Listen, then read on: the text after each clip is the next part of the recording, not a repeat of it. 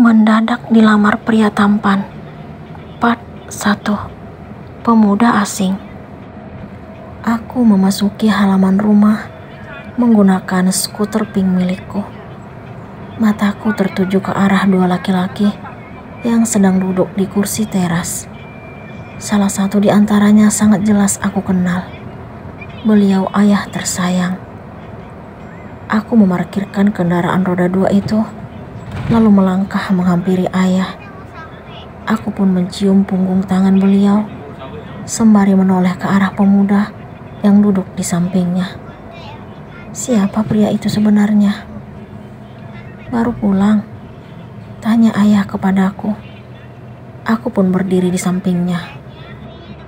Iya ayah, aku menjawab sembari menyunggingkan senyuman.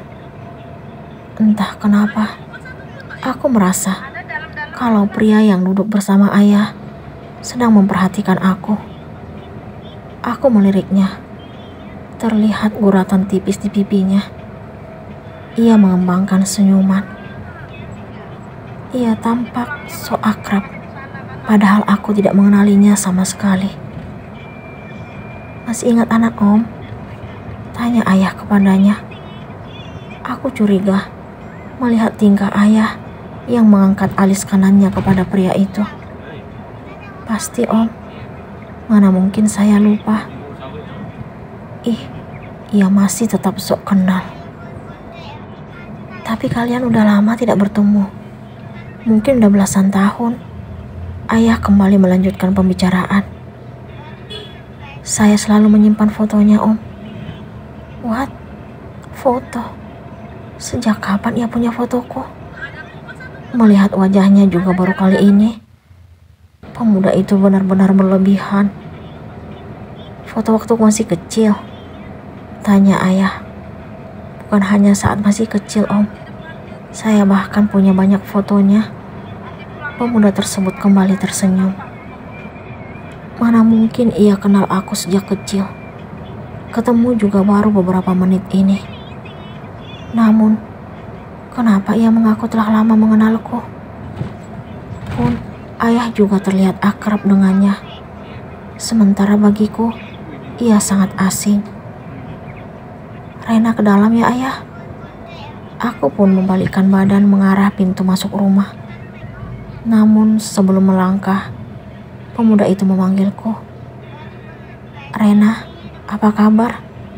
Ia benar-benar so akrab.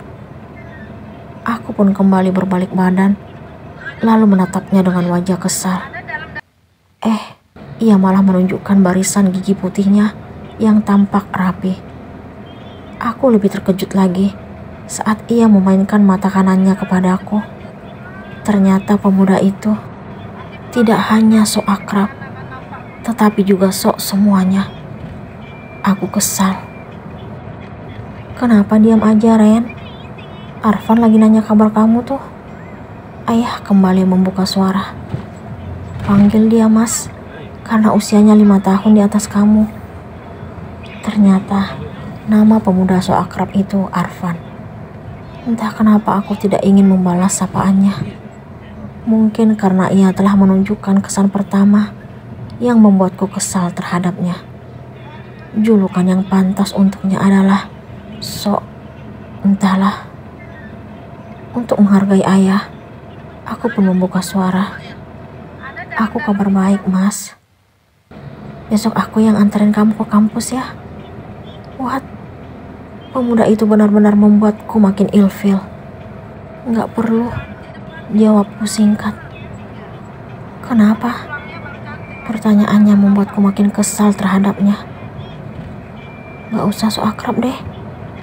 Kenal juga enggak. Aku melontarkan kalimat itu, kemudian memilih beranjak memasuki rumah. Aku melangkah ke kamar, lalu menghempaskan tubuh ke tempat tidur. Aku meraih ponsel dari tas. Ternyata ada pesan masuk. Aku pun membuka benda tersebut, kemudian membaca pesan dari nomor yang tidak tersimpan. Kamu tetap cantik dan menawan seperti dulu. Siapa pengirim pesan itu? Kenapa ia sangat berani menuliskan kata-kata tersebut kepadaku? Apa mungkin Mas Arfan pengirimnya? Jika memang benar, artinya ayah yang telah memberikan nomor ponselku kepadanya karena mereka tampak akrab. Mentari kembali menyapa dengan cahayanya yang sangat cerah. Sungguh agung yang maha kuasa sebagai penciptanya. Benda langit itu selalu menyinari alam semesta dan aku sangat bahagia menyambut sinarnya. Hari ini aku bersiap-siap ke kampus untuk bertemu dosen pembimbing. Setelah selesai mandi dan mengenakan pakaian, aku pun menyiapkan tas dan buku. Kemudian keluar kamar menuju meja makan. Sungguh, aku menyaksikan pemandangan langka pagi ini. Pemuda yang berkunjung ke rumahku kemarin kini duduk di meja makan bersama ayah, bunda, dan Al, adik semata wayang yang masih duduk di bangku SMA kelas 11. Kenapa Al masih di meja makan? Kenapa ia tidak sekolah? Arfan udah nungguin kamu dari tadi. Ayah langsung memberikan laporan. Gak ada yang minta dia nungguin Rena ya. Aku memberikan jawaban dengan nada kesal. Aku pun memilih duduk di samping Al. Kok jutek banget, Kak? Al melontarkan pertanyaan yang tidak penting menurutku. Gak usah ikut campur. Kenapa kamu gak sekolah? Ini udah jam 8 kurang, kataku sambil melihat arloji di tangan kananku. Aku ingin tahu apa alasan Al masih di rumah saat waktu sekolah. Ketahuan banget pikiran kakak lagi di tempat lain. Padahal aku udah bilang kalau aku libur. Anak kelas 12 lagi ujian. Aku baru ingat ternyata Al libur.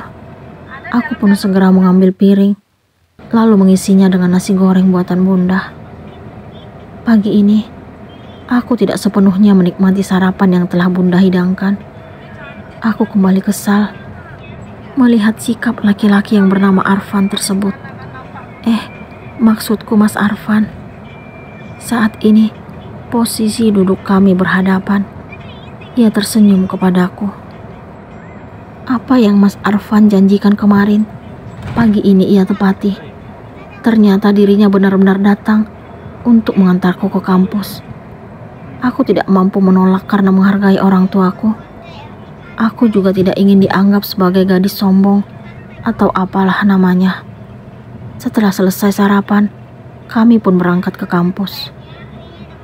Kenapa diam aja? Tanya Mas Arfan saat mobilnya meluncur menyusuri jalan menuju kampus. Maksud kamu, aku harus so akrab gitu? Aku memberikan jawaban dengan nada ketus. Juteknya gak hilang-hilang ya? Gak usah merasa sok kenal deh. Ketemu juga baru kemarin. Yang benar. Ya iyalah. Kapan selesai nyusun skripsi? Sepertinya ia mencoba mengalihkan pembicaraan. Apa urusannya denganmu? Aku udah gak sabar untuk segera melamarmu. Pernyataan yang ia keluarkan benar-benar membuatku naik darah. Apa? Kamu salah orang. Aku gak mungkin salah. Renata Cantika Ardian. Aku tidak mengerti kenapa Mas Arfan tahu nama lengkapku. Apa mungkin ayah yang memberitahukannya? Kenapa ayah melakukan itu? Bagiku, Mas Arfan adalah pemuda asing yang tiba-tiba muncul dan bersikap so akrab. Kamu udah sampai? Aku melihat keluar. Ternyata kami sudah berada di depan kampus tercinta, STIE Pembangunan Tanjung Pinang. Sejak kapan ia tahu kalau aku kuliah di sini? Mas Arfan segera turun lalu membukakan pintu untukku. Entah kenapa mahasiswi-mahasiswi yang masih berada di sekitar pagar melihat ke arah kami. Apa yang mereka pikirkan?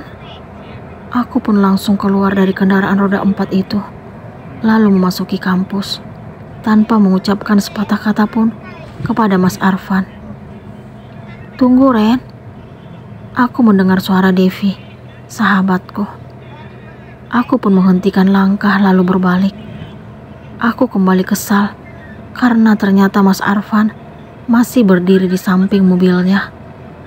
Ia melambaikan tangan sembari tersenyum kepadaku. Ia benar-benar menyebalkan. Mentang-mentang diantar cowok ganteng, gak nyadar ada sahabat sendiri di dekat pagar.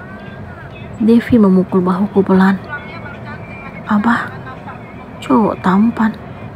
Sepertinya Devi melihat Mas Arfan dari lubang jarum. Bagiku, ia hanya merasa sok tampan.